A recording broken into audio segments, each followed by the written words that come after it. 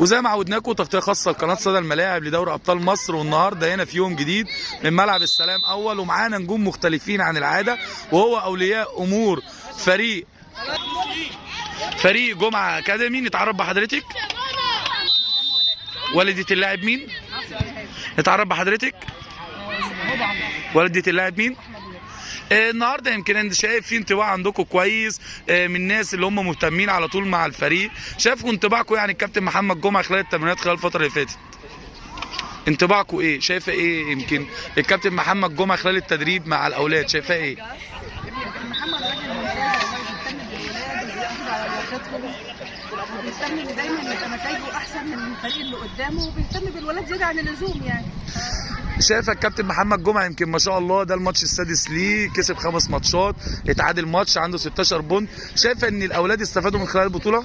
اكيد استفادوا كتير. الكتاب مع الولاد بيبقى كويس، وبعدين هو بصراحه بيخليهم كلهم يحبوا بعض وبيهتموا جدا باللياقه ويلعبوا وكويسين جدا في الملعب. شايفه من خلال حضرتك ان ملعب السلام ملعب مناسب ليكم، ان انتوا برضو كمشواركم بتيجوا من المرج، شايفه ان الملعب الاجواء بتاعته مميزه ليكم؟ الى حد ما يعني، مش هقول احسن حاجه بس الى حد ما يعني. النهارده كان اداء التحكيم كنت راضيين عنه؟ لا تمام، كويسين الحمد لله. لو حابين النهارده نوجه رساله شكر للجهاز الفني واللاعبين اللي جم ساندوا خلال المباراه، تقول لهم ايه؟ كلهم يعني تشكروا جدا على الوقفه اللي انتوا وقفتوها مع اولادنا وكتر خيركم. لو حابه النهارده توجهي رساله شكر للاعبين للجهاز الفني بالكامل تقول لهم ايه؟